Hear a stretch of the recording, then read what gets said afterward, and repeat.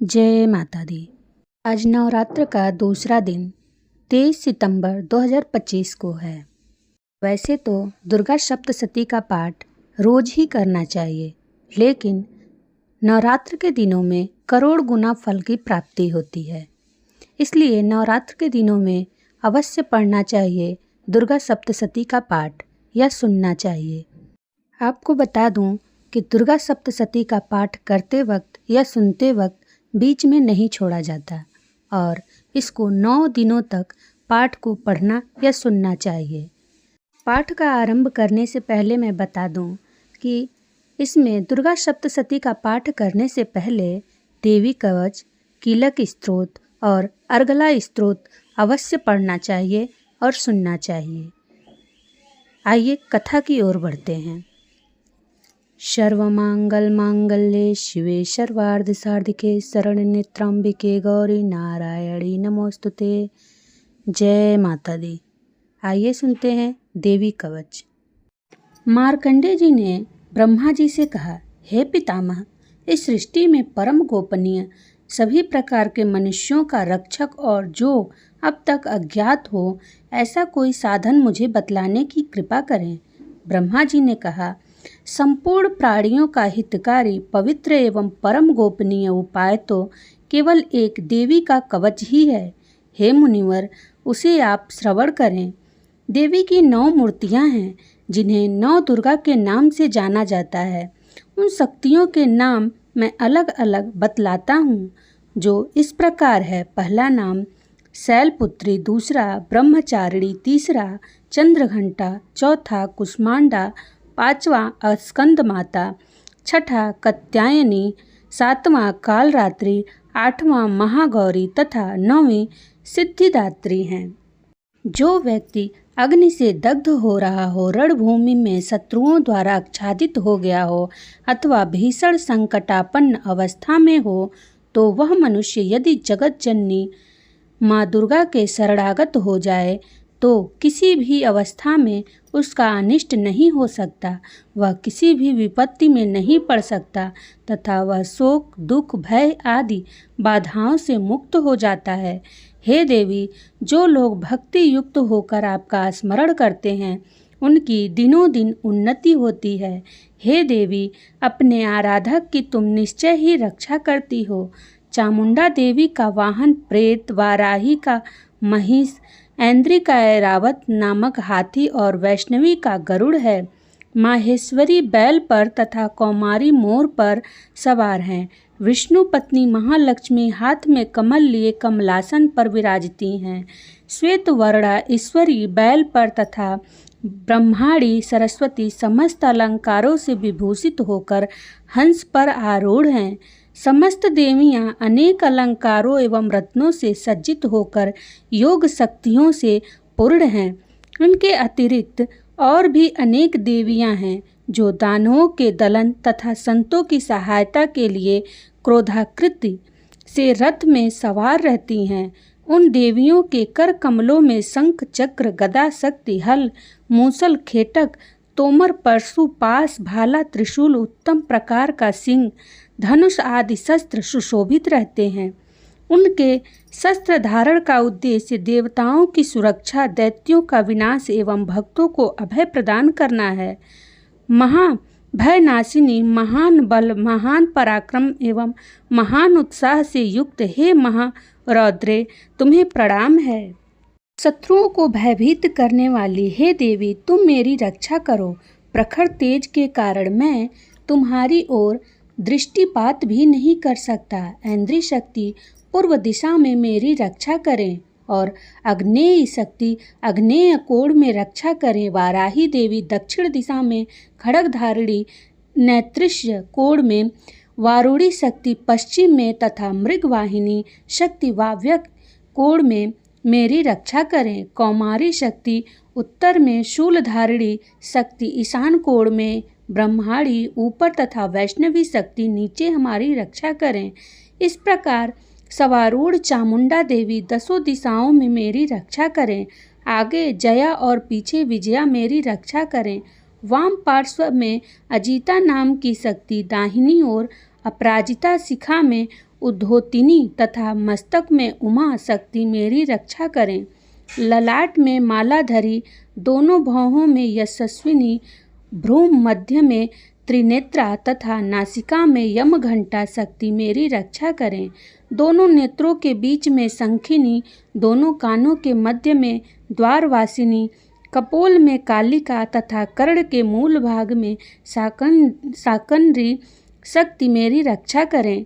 नासिका में सुगंधा, ऊपरी ओष्ठ में चर्चिका, अधरोष्ठ में अमृतकला और जीभ की रक्षा सरस्वती करें। मेरे दांतों की रक्षा कौमारी, कंठ के मध्य भाग में चंडिका, गले की चित्र घंटा तथा तालु भाग की रक्षा महामाया करें। कामाक्षी ठुड्डी की, सर्वमंगला वाणी की, भद्रकाली ग्रीवा की तथा धनुर्धरी शक्ति मेरे मेरुदंड रीढ़ की रक्षा करें। कंठ के बाहर नीलग्रीवा और कंठ की नली में नलकुबरी, दोनों कंधों की खड़गनी एवं वज्रधारिणी शक्ति मेरी दोनों भुजाओं की रक्षा करें। दोनों हाथों की दंडिनी, अंगुलियों की अंबिका, नखों की शूलेश्वरी और कुच्छी भाग की कुलेश्वरी रक्षा करें। महादेवी स्तनों की तथा मेरे मन की रक्षा शोक विनाशिनी शक्ति करें। ललिता देवी हृदय की एवं शूलधारिणी शक्ति मेरे उदर की रक्षा करें। नाभि में कामिनी एवं गुप्तांग में गुहोश्वरी मेरी रक्षा करें। कामिका तथा पूतना लिंग की और महिष वाहिनी गुदा की रक्षा करें। भगवती कटि प्रदेश में तथा विंध्यवासिनी घुटनों की रक्षा करें। संपूर्ण कामनाओं को देने वाली महाबला मेरे जंघा की रक्षा करें। दोनों पैरों की घुट्टी की नरसिंही, दोनों पैरों के पिछले भाग की तेजसी देवी, पैर की अंगुलियों की श्री देवी तथा तलुओं की रक्षा तलवासिनी करें। दंष्टा कराली, नखों की ऊर्ध्वकेशिनी देवी के केशों की कौबेरी, रोमवली के छिद्रों में तथा वगीश्वरी मेरी त्वचा की रक्षा करें। पार्वती देवी रक्त, मज्जा, चर्बी, मांस, हड्डी और मैदे की रक्षा करें। कालरात्रि आंतों की, मुकुटेश्वरी पीत की, पद्मावती पदकोश की, चूड़ामणि कफ की, ज्वालामुखी नखराशि में उत्पन्न तेज की तथा अभेद शक्ति संधि स्थलों की रक्षा करें। ब्रह्माणी शुक्र की, छत्रेश्वरी छाया की, धर्मधारिणी शक्ति हमारे अहंकार एवं बुद्धि की रक्षा करें। वज्रहस्ता प्राण, अपान, व्यान, उदान और समान वायु की तथा कल्याण शोभना शक्ति हमारे प्राण की रक्षा करें। रस रूप, गंध, शब्द तथा स्पर्श रूप विषयों का अनुभव करते समय योगिनी एवं हमारे सत्व, रज एवं तमोगुणों की रक्षा नारायणी देवी करें।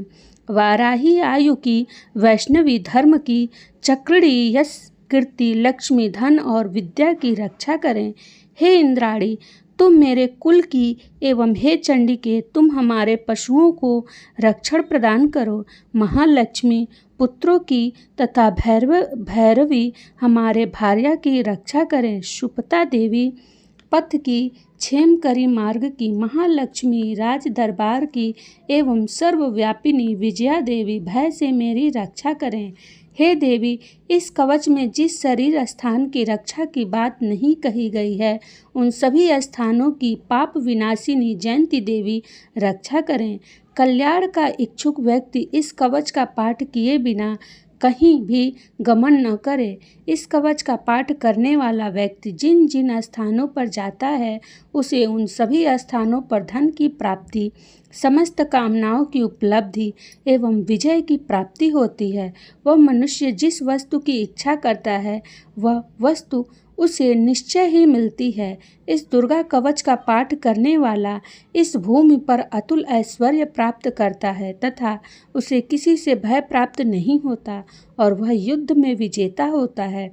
उस व्यक्ति की पूजा त्रैलोक्य में होती है। यह कवच देवताओं के लिए भी दुर्लभ है। इस देवी कवच का जो लोग श्रद्धापूर्वक त्रिकाल पाठ करते हैं, उन्हें देवी कला प्राप्त होती है तथा वे त्रैलोक्य में किसी से परास्त नहीं होते। वह प्राणी शतायु होता है तथा उसकी कभी अकाल मृत्यु नहीं होती। उसके लूता एक प्रकार का रोग जो सिर में खाज के रूप में होता है, विस्फोटक, चेचक आदि समग्र रोग नष्ट हो जाते हैं। उसे अस्थावर विष, कनेर, भांग, अफीम आदि तथा जंगम विष, सर्प, बिच्छू आदि के दंशक द्वारा उत्पन्न होने वाला विष का प्रभाव नहीं होता है। किसी प्रकार के तांत्रिक कर्म, मारण, मोहन, वशीकरण, उच्चाटन, विद्वेषण, शांतिकरण उसे व्याप्त नहीं होते। मंत्र, यंत्र, पृथ्वी एवं आकाश में गमन करने वाले ग्राम देवतादि, जलोत्पन्न, उपदेश सिद्ध समस्त देवतादि, समस्त कुल देवता, कंठमाला, गले का विशिष्ट रोग, डाकिनी, शाकिनी तथा अंतरिक्ष चारिणी, भूत, पिशाच, यक्ष, गंधर्व, राक्षस, ब्रह्म राक्षस, वेताल, कुष्मांड तथा भीषण भैरव आदि समस्त अनिष्टकारक जीव इस कवच के पाठ करने वाले व्यक्ति को देखते ही स्वयं नष्ट हो जाते हैं। इस कवच के पाठकर्ता को राज सम्मान प्राप्त होता है तथा वह प्राणी अपनी कीर्ति से इस भूतल को मंडित करता है। इस कवच पाठ के अनंतर जो सप्तशती का पाठ करता है वह इस धरती पर तब तक बना रहता है जब तक पहाड़, वन और कानन युक्त यह पृथ्वी स्थित रहती है। इस कवच का नित्य प्रतिपाठ करने वाला व्यक्ति देह त्याग के पश्चात महामाया की कृपा से परम पद का अधिकारी होता है। वह शिव समीप्य को प्राप्त कर आनंद पूर्वक निवास करता है। अर्गला स्तोत्र। मार्कंडेय जी ने कहा, जगदम्बिका के स्वरूपभूत जयंती, मंगला काली, भद्रकाली, कपालिनी, दुर्गा, क्षमा, शिवा, धात्री, स्वाहा, स्वधा आदि देवियों को हम प्रणाम करते हैं। हे चामुंडे, आपकी जय हो। संपूर्ण जीवों की संताप विनाशिनी देवी, आपकी जय हो। समस्त चराचर में परिव्याप्त हे देवी तथा काल रात्रि, आपकी जय हो। हे मधु कैटभ विनाशिनी, हे ब्रह्मा वर प्रदे देवी, आपको नमस्कार है। तुम मुझे रूप, विजय, यश प्रदान करो एवं मेरे शत्रुओं का नाश करो। हे महिषासुर विनाशिनी एवं भक्तों की सुखदायिनी देवी, आपको मेरा नमस्कार है। आप मुझे रूप, यश, जय आदि प्रदान करो, मेरे शत्रुओं का विनाश करो। चंड मुंड एवं रक्त बीज दैत्यों की विनाशिनी देवी, तुम मुझको रूप, जय तथा यश प्रदान करो तथा मेरे रिपुओं का नाश करो। शुंभ, निशुंभ और धूम्राक्ष नामक दैत्यों की संहारिणी हे देवी, तुम मुझको रूप, यश, सुख्याति प्रदान करो तथा मेरे शत्रुओं का नाश करो। वंदनीय चरणों वाली और संपूर्ण सौभाग्यदायिनी देवी, तुम मुझे रूप, यश और कीर्ति प्रदान करो एवं मेरे शत्रुओं का संहार करो। अचिंत्य स्वरूपा एवं अचिंत्य चरित्र वाली शत्रु विनाशिनी हे देवी, तुम मुझे रूप, जय और कीर्ति दो और मेरे शत्रुओं का नाश करो। पाप निवासिनी हे चंडिके देवी, जो लोग आपको श्रद्धा भक्ति पूर्वक नमन करते हैं उन्हें तुम रूप, यश, कीर्ति, सुकीर्ति प्रदान करो और उनके शत्रुओं का दमन करो।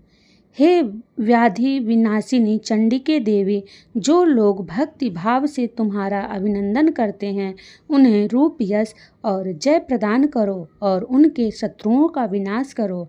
हे चंडिके, जो लोग भक्ति युक्त होकर तुम्हारा पूजन और नमन करते हैं उनको तुम रूप, जय, यश दो तथा उनके बैरियों का विनाश करो। हे देवी, तुम मुझे सौभाग्य और आरोग्य लाभ प्रदान करो और मुझको रूप तथा विजय देकर यशस्वी बनाओ तथा मेरे शत्रुओं का दमन करो। हे देवी, मेरे शत्रुओं का संहार करो, मुझे रूप, बल और जय दो। हे देवी, मेरा कल्याण करो, तुम मुझे अतुल संपत्तिशाली करो। रूप दो, जय दो, कीर्ति दो तथा मेरे शत्रुओं का संहार करो। हे अम्बे, देवासुरों के शिरोरत्न के नमस्कार से तुम्हारे चरण घिसते रहते हैं। हे भगवती, तुम मुझे रूप दो, जय दो, यश दो तथा मेरे शत्रुओं का विनाश करो। हे देवी, तुम अपने भक्तजनों को विद्वान, यशवान और धनवान बनाओ। हे देवी, तुम मुझको रूप, जय, यश प्रदान करो तथा मेरे दुश्मनों का नाश करो। प्रबल दैत्यों के गर्व को चूर करने वाली हे चंडिके, मुझ शरणागत को रूप, जय, यश दो और मेरे दुश्मनों का नाश करो। हे चार भुजाधारिणी, ब्रह्मा द्वारा वंद परमेश्वरी, तुम मुझे रूप, जय, कीर्ति दो और मेरे शत्रुओं का क्षय करो। हे अंबिके, तुम्हारी स्तुति भगवान विष्णु सदैव किया करते हैं। तुम मुझे रूप, जय, यश दो तथा मेरे शत्रुओं का संहार करो। भगवान शिव द्वारा स्तुति की जाने वाली हे परमेश्वरी, तुम मुझे रूप, जय, यश दो और मेरे शत्रुओं का संहार करो।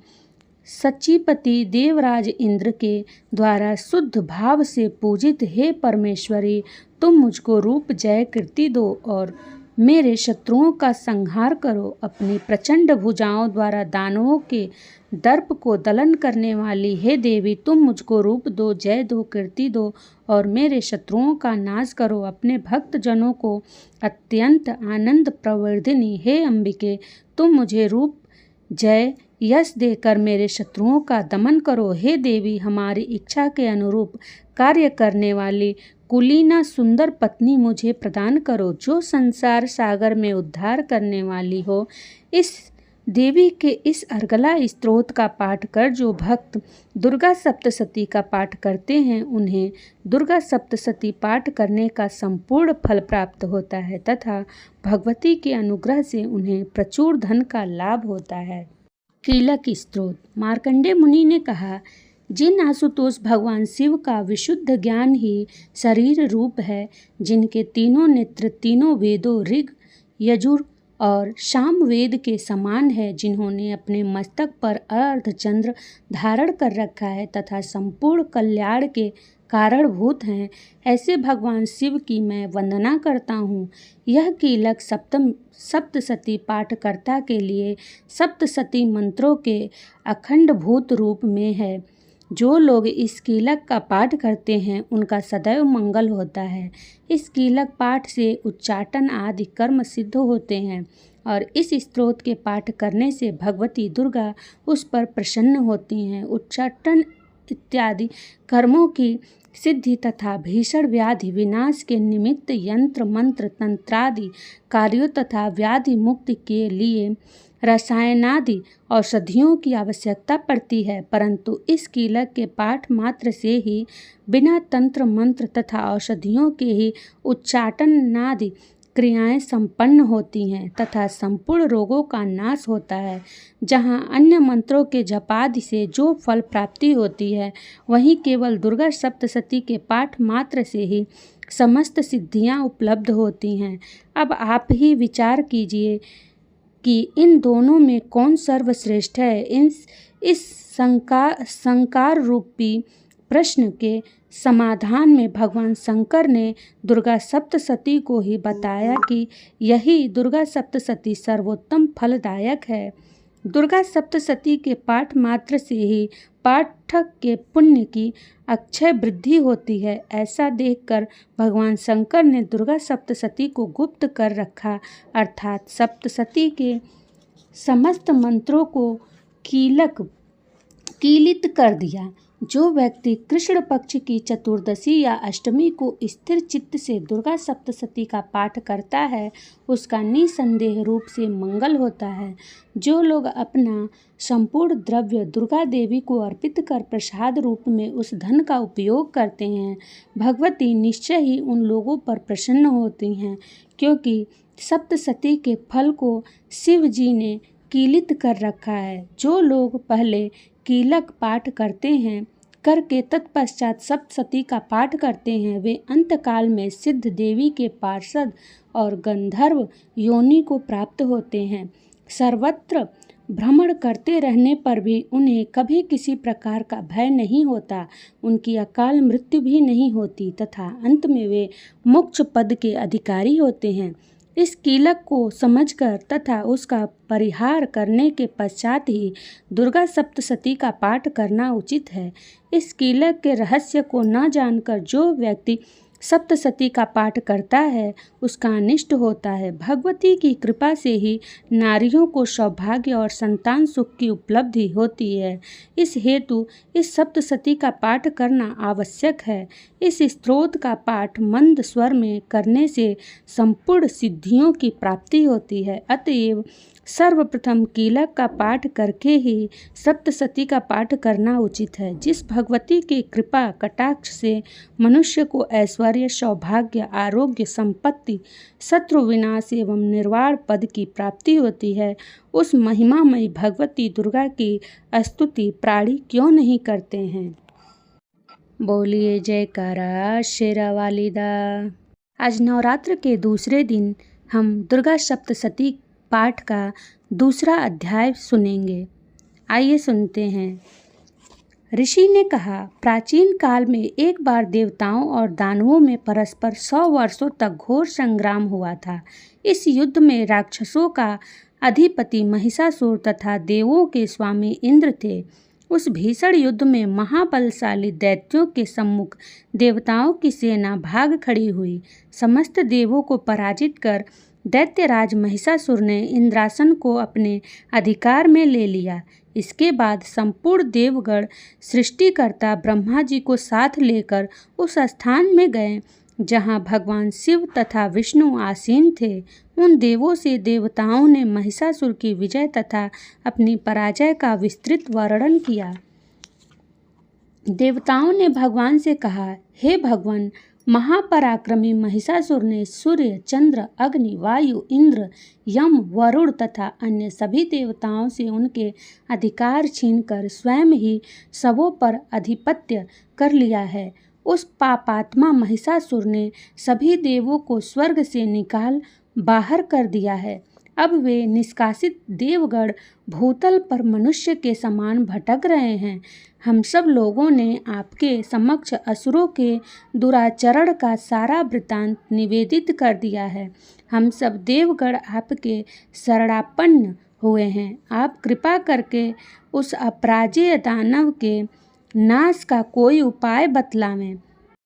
देवताओं के मुख से ऐसी अनहोनी घटना सुनकर भगवान विष्णु और शिव जी दानवों पर अत्यंत कुपित हुए, जिसके फलस्वरूप उन देवाधिदेव की भौहें कुटिल हो गईं और उनकी मुखाकृति वक्र हो गई। तब अत्यंत क्रोधाविष्ट भगवान विष्णु के मुख से एक महान तेज का उदय हुआ। तदंतर ब्रह्मा तथा शिव जी के शरीर से भी उसी प्रकार का तेज निकला। इसी प्रकार क्रमशः इंद्रादि देवों के शरीर से भी इसी प्रकार का तेज निर्गत हुआ। तत्पश्चात वे सभी तेज पुंज एक में मिलित हो गए। अब वह महान तेज पुंज ज्वलंत पर्वत के सदृश दिखाई पड़ने लगा। देवताओं ने देखा कि उससे दहकती हुई ज्वालाएं निकलकर दिगंतों में फैल रही हैं। संपूर्ण देवों के शरीर से निकला हुआ वह तेजपुंज अद्वितीय था। वह तेजपुंज संयुक्त रूप से एक नारी के रूप में बदल गया और अपने प्रकाश से प्रकाशमान होकर त्रिभुवन में छा गया। भगवान शिव के शरीर से निर्गत तेज के द्वारा महामाया देवी के मुख की उत्पत्ति हुई। यमराज के तेज द्वारा देवी के सिर के केश उत्पन्न हुए और भगवान विष्णु के तेज से उनकी भुजाओं का निर्माण हुआ।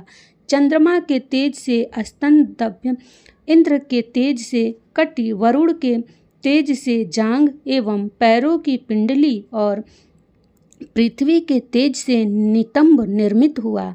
ब्रह्मा के तेज से दोनों पैर तथा सूर्य से अंगुलियों का प्राकट्य हुआ। अष्टवसुओं के तेज से हस्तांगुलियां और कुबेर के तेज से नासिका का निर्माण हुआ। प्रजापति के तेज से दंत पंक्ति तथा अग्नि के तेज से त्रिनेत्रों का प्रादुर्भाव हुआ। संध्या के तेज से दोनों भौहें और वायु के तेज से कान उत्पन्न हुए। इसी प्रकार अन्य सभी देवों के मिलित तेज से देवी के संपूर्ण अवयवों का निर्माण हुआ। समग्र देवों के संयुक्त तेज से प्रकट हुई उस देवी की मूर्ति देखकर महिषासुर द्वारा संत्रस्त देवगण अत्यंत प्रमोदित हुए। भगवान शिव ने अपने विशिष्ट अस्त्र शूल में से एक शूल देवी को अर्पण किया। भगवान विष्णु ने अपने चक्र की सहायता से नवीन चक्र का निर्माण कर देवी को दिया। वरुण देव ने शंख, अग्निदेव ने शक्ति, वायु ने धनुष बाण से पूरित 2 तरकस उन्हें प्रदान किया। देवराज इंद्र ने अपने वज्र द्वारा निर्मित वैसा ही एक वज्र तथा ऐरावत हाथी से एक घंटा उतार कर अर्पित किया। यमराज ने काल दंड से प्रादुर्भाव दंड, वरुण ने पास, प्रजापति ने फष्टिक की माला और सृष्टिकर्ता ब्रह्मा जी ने अपना कमंडलु देवी को अर्पित किया। सूर्य देव ने अपनी संपूर्ण किरणों का तेज देवी के समस्त रोम कूपों में भर दिया।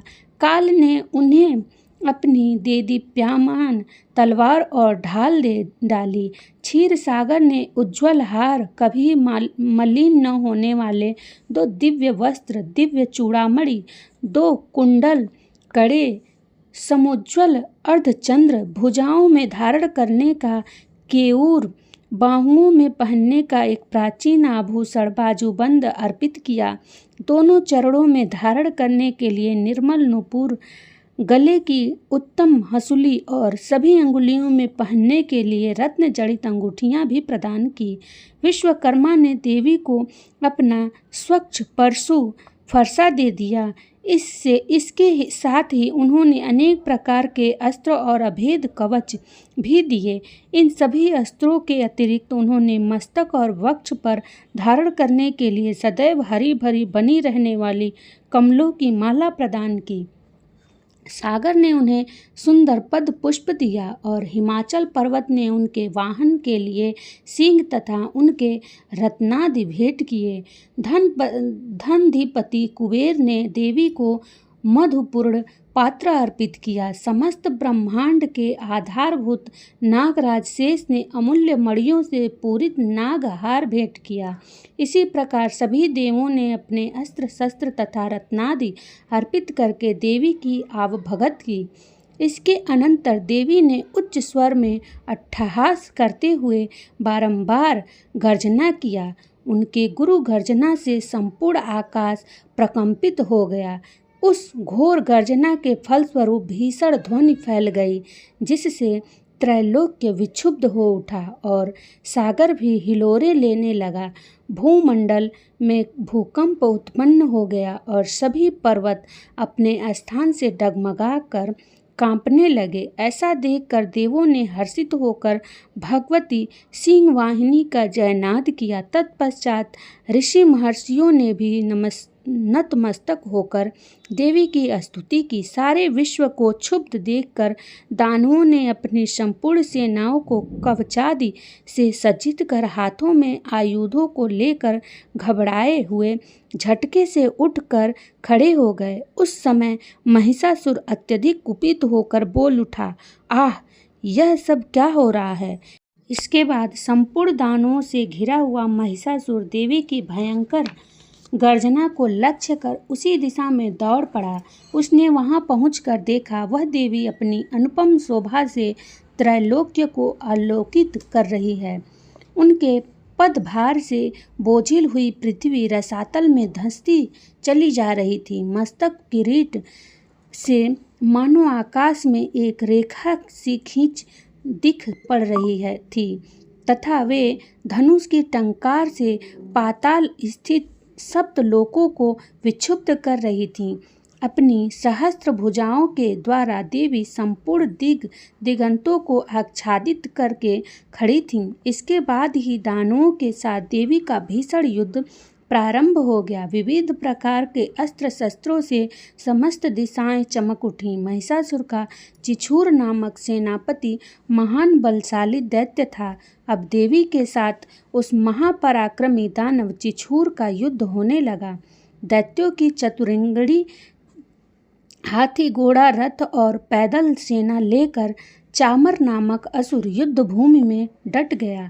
उदग्र नामक महाबलशाली दानव अपने साथ 60,000 रथियों को लेकर रणस्थल में आ डटा। महाहनु नामक असुर अपने साथ में 1 करोड़ सेना लेकर लड़ने के लिए आ धमका। असीलोमा नामक असुर 500 रथियों के साथ रणभूमि में उपस्थित हुआ। बाष्कल नामक दानव अपने साथ लाख सेना लेकर युद्ध करने लगा। परिवारित नामक बलवान राक्षस अपने साथ 1 करोड़ अश्वारोही और गजारोही सेना लेकर युद्ध में आ गया। बिडाल नामक असुर अपने 5 अरब सहयोगी रथियों की सहायता से युद्ध करने लगा। इन सबों के अतिरिक्त असंख्य दैत्य समूह रथ, हाथी, घोड़ों की सेना लेकर युद्ध में उद्धत हुए। उस समारांगण में महिषासुर स्वयं करोड़ों सहस्त्र रथों, हाथियों एवं घोड़ों की सेना सहित उपस्थित था। वे अगणित दानव देवी पर तोमर, भिंदीपाल, शक्ति, मूसल, खड्ग, परशु आदि पट्टीस नामक अस्त्र शस्त्रों को बरसाने लगे।